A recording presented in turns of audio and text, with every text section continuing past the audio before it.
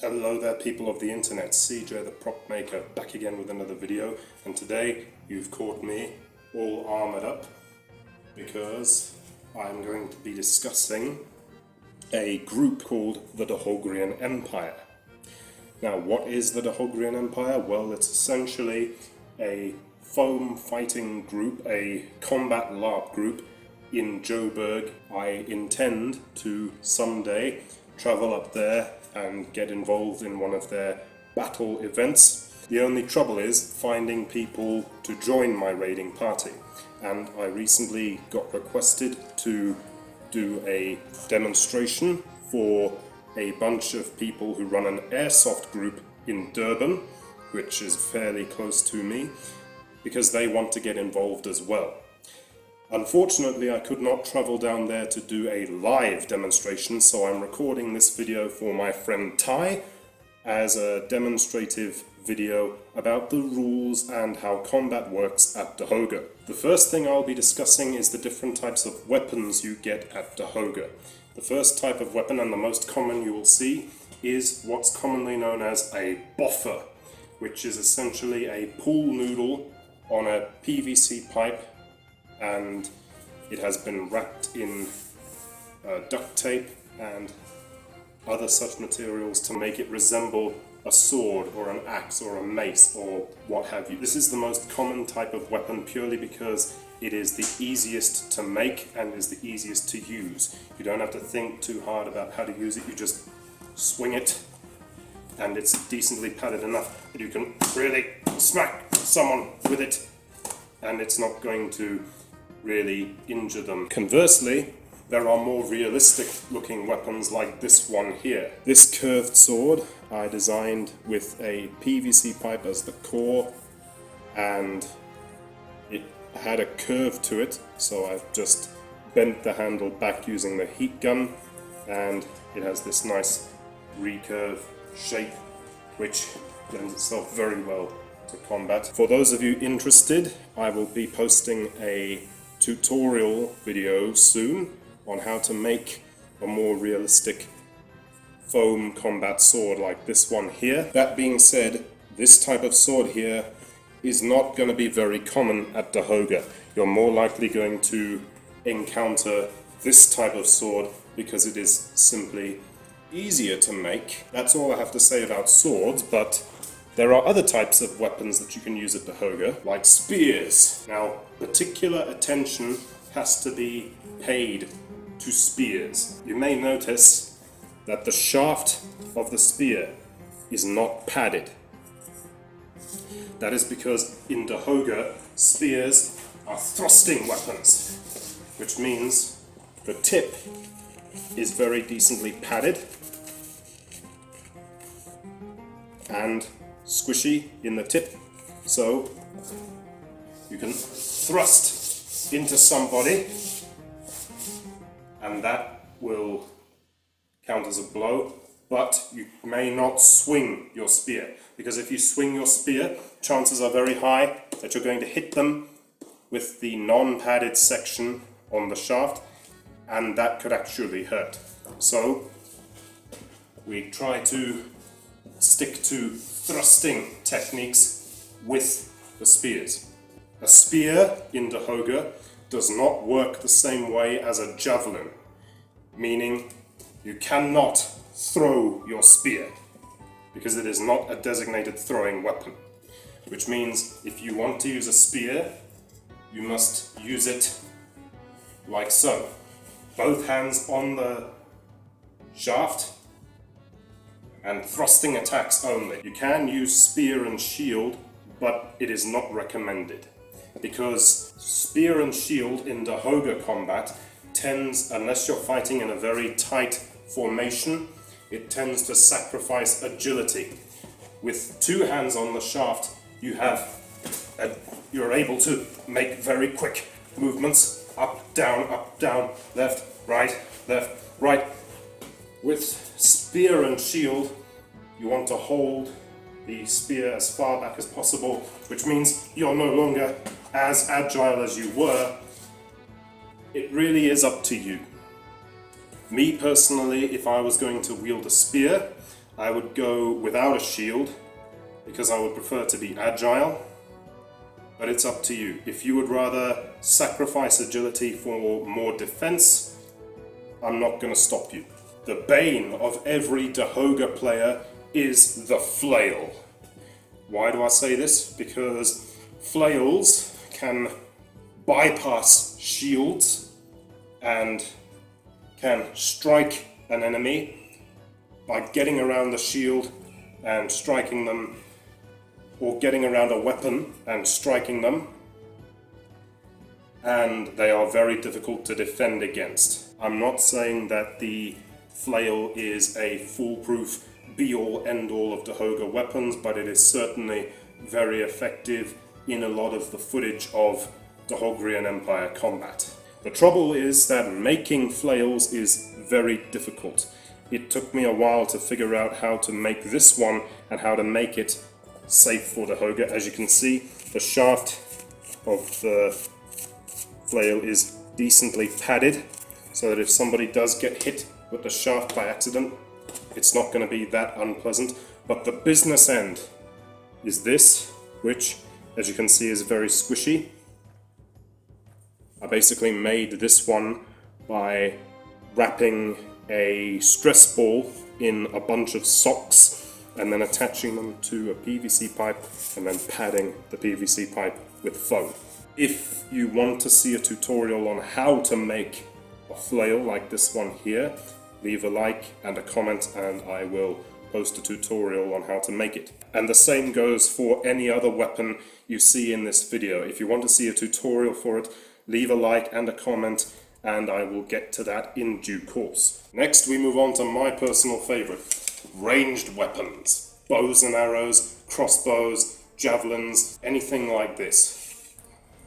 I am a pretty skilled marksman, so obviously this is going to be my loadout. But if you want to go bow and arrow, there are some very distinct rules. First off, the arrows that you're firing, they must have padded tips. Tips themselves must be wide enough that they cannot fit inside of an eye socket. This is so that in the event that someone does unfortunately get shot in the face, there is no danger of getting their eye poked out. These particular tips that I'm using on my arrows are arrow tag arrowheads from Amazon, but there is a tutorial on the main Dahogrian Empire channel that will show you how to make your own at home. Also, if you want to make use of a bow and arrow or a crossbow at Dahogrian Empire, you must make sure that the bow or crossbow you are using is not above 35-pound draw weight. It's just a simple thing as far as making sure that any projectiles you are firing do not hit so hard that it's going to leave a player winded or seriously injure a player or what have you. Because injuries can happen and accidents do happen, we understand that.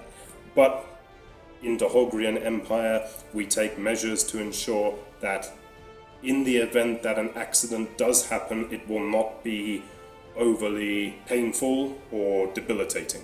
So now that we've gotten to know some of the basic equipment of the Dahogrian Empire, I'm now going to go over some of the rules, and to that end I have the Dahogrian Empire Codex of Rules that I'm going to be reading for you, and I will also leave a link to the Dahogrian Empire Codex of Rules down below, but I'm just going to be giving you a basic overview of the rules.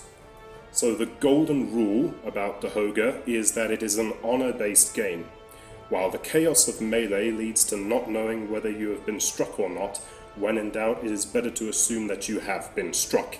When people do not take their hits, it causes arguments and leads to more dangerous gameplay, as people will use greater force to ensure that you feel their strikes. So basically, if you're in doubt whether you've been struck or not, just assume you've been struck.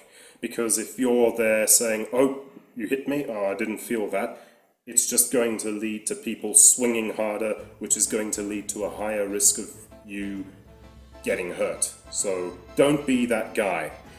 If you're playing the type of guy that can't be killed, then it's not going to be as fun for you or everyone else. So Think about it like For Honor in real life.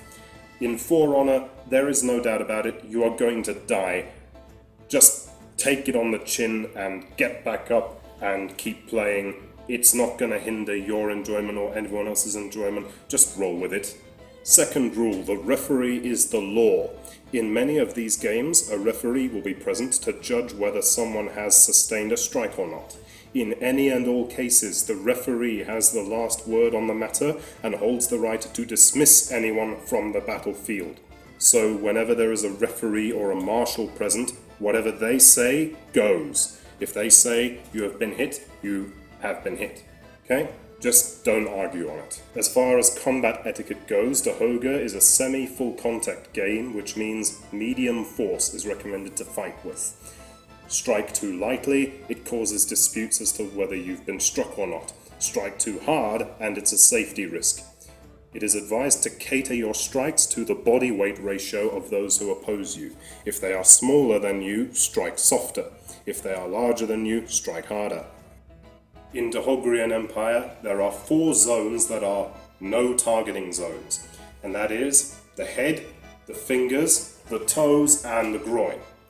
If you are struck in any of those areas, it does not count, and you are not allowed to aim for those areas either. They are not penalized, but they are strongly discouraged. If you are struck in the torso, you are dead.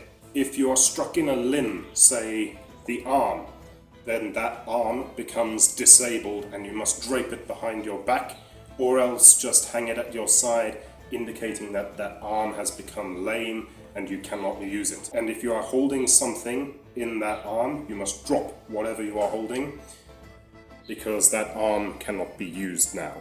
If you are struck in a disabled arm, it really doesn't matter because that arm is already disabled, so a second strike to it isn't going to make that much difference. But that doesn't mean you must start hiding behind that disabled arm, because maimed arms cannot be used for defense. That will be considered a dirty move and you will be called out on it. In the event that both arms are disabled, you are not dead, but you are very humorous to look at, running around the battlefield without your arms. If you are struck in the leg, that leg becomes disabled and you must not hop on your legs. If you are struck in the leg and you become disabled in your leg, you must take a knee and you are to kneel down.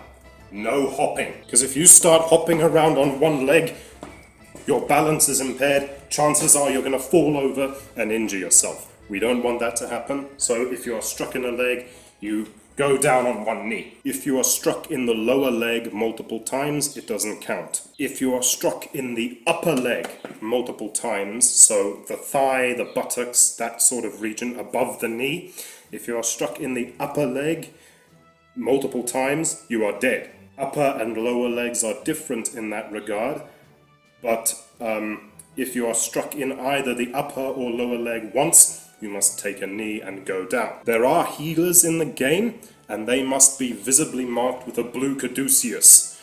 That's the winged serpent with the staff and whatever. And healers can, well, heal a player if they are in need of their limbs to be no longer disabled, or if they're down on one knee, then a healer can help them out. And the way the healer does this is by tying a bandage around the disabled limb. However, a limb may not have more than one bandage on it. So if you are struck in a bandaged limb, then that limb becomes maimed for the rest of the time the player is alive. Healers have the ability to kill and die like standard players. So if you have a healer on your team, it is recommended that you protect them, as they are a valuable asset. Now, moving on to armor. In the Hogrian Empire, armor is divided into sections, including neck, left shoulder, left arm, left torso, right torso, front torso, back torso, left leg, right leg. If you are struck in one of those areas, then that piece of armor becomes damaged, and only a second strike to that armored region will harm the player. When an armored region is struck, you yell "armor" to indicate that that section is armored. And since that region has been struck, the armor has been damaged and it is therefore now unarmored. And if you are struck there again, then that region becomes disabled. Also, there is no machine gunning at the Hogrian Empire. What do I mean by this? Well, some players will think they're clever and they'll run up to an armored opponent and go in order to maximize the chance that they'll get through the armor. That is unsportsmanlike and it is frowned upon heavily, and that is not how things are done at the Hoga. Once you have landed your strike, you pull back and prepare for another strike. This will give the player that is armored a chance to register that they've been hit, call out armor, and realize that they are now no longer armored. Got it? If you are struck in a gap in your armor, like for instance, here we have my forearm is armored, but my upper arm is not. So if I get struck in the unarmored portion of my arm, the armor has been circumnavigated. Similarly, if I get struck in the midrib of my armor here, below the breastplate, the armor has been circumnavigated and I am dead. With regard to helmets, I don't have a helmet right now, so I can't really demonstrate. But a helmet counts towards your chest and torso armor. So if you are struck in the chest, the helmet will protect you and you need to be struck an additional time. So if you are wearing both a breastplate and a helmet, you need to be struck 3 times in the chest to die. But if you are struck in the head directly on the helmet, that does not count because head strikes are illegal and hitting the person in the head does not damage the helmet. When it comes to what does and does not count as armor, it must be able to pass as armor. So what I'm wearing now is very obviously cheap, but it could still count as armor if worn by an extra in a film or a TV series or what have you. So it still counts. Also, it must have a minimum thickness of 2 millimeters. Whenever we have a Dahoga game, each piece of armor is inspected by the local generals, so they will judge whether or not something will count as armor. If it does pass inspection, then you can wear it, no problem, and it will count as armor. If the armor does not pass inspection, then it may only be worn if it is clearly not authentic. If the armor does not pass inspection, then you can wear it, but it will not function as armor. Also, in regards to armor, the armor that you are wearing may not have any spikes or protruding parts. This is done purely for safety reasons, so that other players do not injure themselves on your armor or weapons do not get damaged when striking. Moving on to shields, there is no size or weight restriction to the shields you can use, but that being said, each shield, whether padded or not, or no matter how big it is, will undergo a safety inspection to ensure that it is safe to use for the Hogrian Empire combat. It's also worthy to note that the larger your shield, the more likely you are to get struck in the head. Just a fair warning, because if you're keeping behind your shield and your shield is large enough that it reaches down to the ground and protects your legs and torso, the more likely people are going to aim for your shoulders, your neck, and the more likely they are to accidentally hit you in the head. Alright, so me and my brother Cameron are going to demonstrate a basic Dahoga combat situation. We are appearing out of costume, number 1, because it's hot, and number 2, one of the first reasons that good you don't need a second. So, as we see, my brother Cameron is kitted up with flail and shield, and me, I'm going in with a sword. So Cameron has struck me in the leg with the flail, so I go down. I don't try to hop, and I don't try to move around. You can try to move around on one knee if you want, but it's encouraged that you stay put. So I try to keep fighting from my current position. He struck me in the arm, so arm behind my back. And you see why the flail is the bane of the Dohogrian Empire's player existence, because he was able to bypass my weapon and he was able to strike me, and I am dead. Now we're going to get into a more standard Dahoga match. As you can see, Cameron's flail has been replaced with a sword, so it will be sword and shield versus sword. Let's go. He struck me in the leg, so I go down. Struck me in the arm, so arm behind my back. Struck my disabled arm again, so that does not count. Struck me in the chest, so I am dead. I cannot stress enough how much tactical advantage a shield offers, even a rather small one like this Taj here. Now number 3. I'm going to be attempting to use a spear to get one over on Cameron and get past that shield of his. As I said before, you do not swing with the spear because the shaft is unpadded, and therefore you stand the risk of striking somebody with the unpadded section and risking a real injury. Get back. So therefore, when fighting with a spear, you fight using thrusting attacks. So, he struck me in the arm, so I have to now fight with the spear one-handed.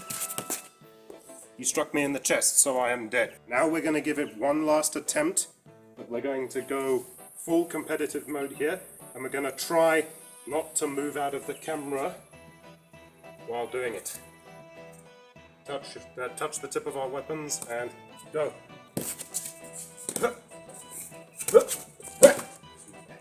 I'm dead. So I struck him in the chest with my spear, means he is dead.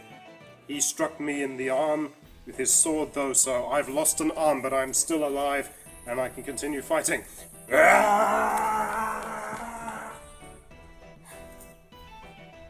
And probably wind up dead. Hey, I'm back again, and it is now much later in the day. In fact, it is now night time, because I had to take a break because my phone ran out of memory space. But that was basically all the important parts. The only things left is to tell you the types of game styles at Dahoga. They are Deathmatch, Regicide, Last Man Standing, Gladiators, Hunger Games, Jugger, Campaign, and Zombies.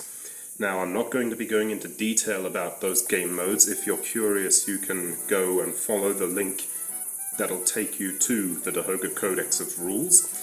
As for me, I'm going to be just sticking to the important stuff.